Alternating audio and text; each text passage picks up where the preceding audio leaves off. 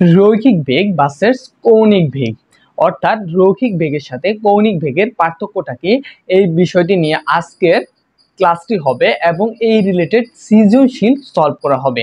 আশা করি আজকের ক্লাসটি অনেক অনেক ইন্টারেস্ট হবে। সো দেখো, ফার্স্ট অফ অল আচ্ছা আমরা রৈখিক বেগকে কি দ্বারা প্রকাশ করি, সেটা হচ্ছে আমাদের ভি দ্বারা প্রকাশ করি, এবং কৌণিক বেগকে আমরা কি দ্বারা প্রকাশ করি, ওমেগা দ্বারা প্রকাশ করি। আর এখানে তোমাদের একটা কোশ্চেন করি যে রৈখিক বেগের সাথে কৌণিক বেগের পার্থক্য কি।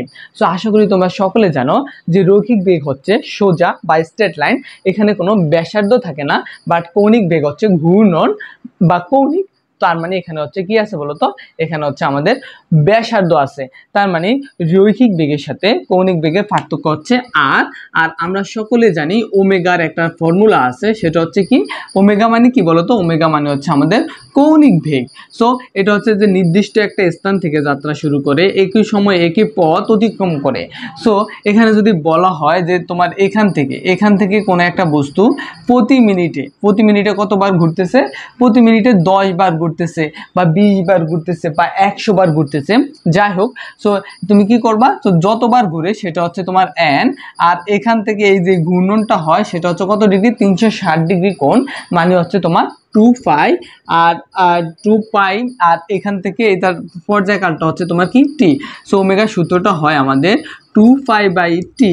আর এখানে যতবার ঘুরে, একবার ঘূর্ণনের সূত্র হচ্ছে omega equal to 2 pi by T. যদি 10 বার ঘুরে তাহলে এখানে তুমি জাস্ট একটা এন যোগ করবা, অর্থাৎ সেটা হবে 2 পাই এন বাই টি। আশা করি সূত্রটি তোমরা কিভাবে আসলো বুঝতে পারলা।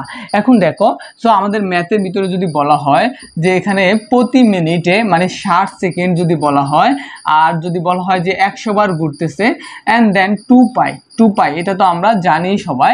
সো এখানে টির মান হচ্ছে কত সেকেন্ড, 60 সেকেন্ড, আর এখানে থাকে 2 পাই ইন্টু এন এর মান হচ্ছে কত, এন এর মান ঘুরতেছে হচ্ছে 100 বার।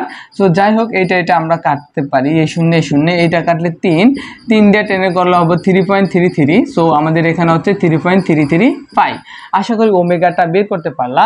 আর এখানে ঘুরতেছে তার ব্যাসার্ধটা যদি দেওয়া থাকে, যে ব্যাসার্ধটা হচ্ছে তোমার কত, ব্যাসার্ধটা হচ্ছে মনে করো 1 মিটার বা 2 মিটার, 5 মিটার বা সেন্টিমিটারও মানগুলা থাকতে পারে। সো তুমি জাস্ট এই মানটা বসেবা, অর্থাৎ 3.33 ইন্টু পাই মান হচ্ছে 3.1416 ইন্টু হচ্ছে তোমার আর এর মান যাই থাকুক 1 2, সেটা বসাইলে তুমি হচ্ছে রৈখিক বেগের সাথে কৌণিক বেগের ম্যাথগুলা করতে পারবা। মাথায় রাখবা, রৈখিক বেগ এবং কৌণিক বেগ দুইটা কিন্তু সেম না, কারণ দুইটার ভিতরে একটা পার্থক্য আছে। আর পার্থক্যটা কি অবশ্যই কমেন্ট করে বলবা। সবাইকে অসংখ্য ধন্যবাদ।